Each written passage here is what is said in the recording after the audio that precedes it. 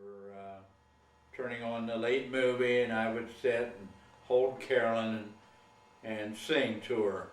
And before long, she'd settle down and go back to sleep. I remember that like it was yesterday. I always really liked that. Yeah. That she would settle down when I started singing to her. Most people flip out, but Her date of birth was October 24th, which is our wedding anniversary. So she, all through the years, always let it be known that she was the best wedding present we ever got, anniversary present. Well, she is, isn't she? Yeah, well, I don't like to be put on the spot, but yeah, Well, I think she is. I think she is. And we noticed that the brown-eyed, brown-haired kids were not eaters. They were picky eaters. Carolyn just plain, she only liked about 3 things.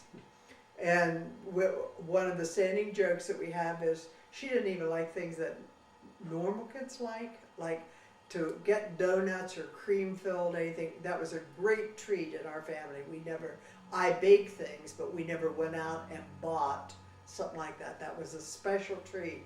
And Carolyn didn't like it, and she knew that would seem so strange that she didn't want to tell anyone she didn't like it. So like she took hers and went up to the bathroom and hid it under the bath mat, which is a wonderful place to hide it because it was cream filled. Everybody stood on it. No one had any trouble guessing when it was found who wouldn't like a cream filled donut and would hide it under the bathroom cabinet or mat. And Carolyn had a lot of fears, and I don't know that she particularly likes to be reminded of it, although she is constantly reminded of it by her siblings, that she was afraid of butterflies, and she was afraid to get her hair cut, and she was afraid of Uncle Paul's convertible because she was used to cars that had roofs on, and it scared her when they put the top down. The rest of them thought it was great fun. She was afraid of it. And so in her early life, there were a lot of things that she was afraid of, but she's the only one that sucked her thumb. She sucked her thumb, but she cut her lip severely when she was about 4 and between 4 and 5, and she should have had stitches, and I knew she should have had stitches. But neither her father nor I were brave enough to take her to emergency because the roof would have gone off. So we just said, okay, Lord, heal her, because no one wants to deal with this. Not the doctors, the nurses, or the parents. And the good that turned out of it is it was a kind of open wound, and it hurt her to suck her thumb. So she broke herself of that habit and never had any problem with her teeth. So it's where being afraid came in for a positive effect.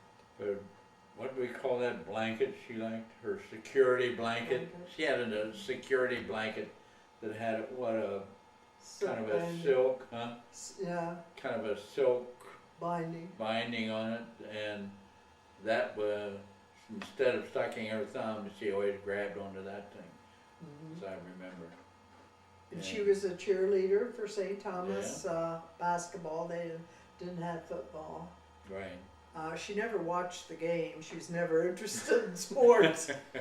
But she was a very good cheerleader. Because Carolyn has a lot of pep and a lot of expressive qualities. So she was very cute.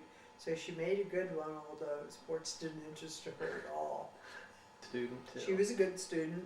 She worried about it a lot, and she said that since she was short, she always went to the first row and sat and looked at the teacher and never took her eyes off, tried to get everything that they said. Oh, another memorable thing that happened to Carolyn was because her birthday was toward the end of October, she could have gone either way. The cutoff was November 1st. I believe at that time it was sometime in the fall. I think maybe it was October 31st. We debated for a long time whether to put her in a little bit younger, hold her around a year, but she did fine in kindergarten, and she had done that. So we decided to go ahead and put her in.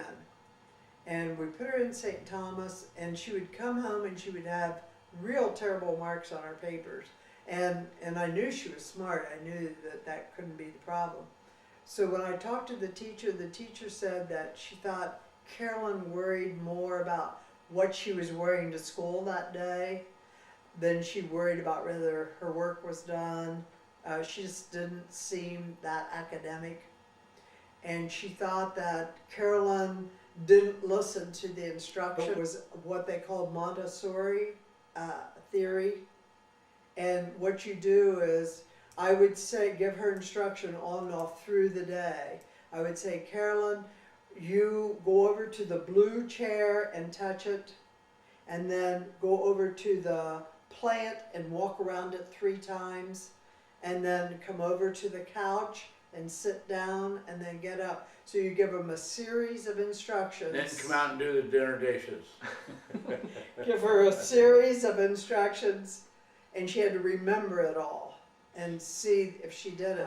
I put her back in the next year.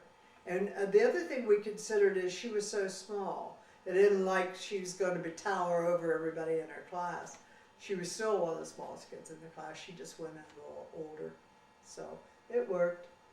Mm-hmm. Yep, she did very well from then on. Okay, so Carolyn, she would have graduated from high school then in 76. Mm-hmm. Okay, so we figured she was born in 57.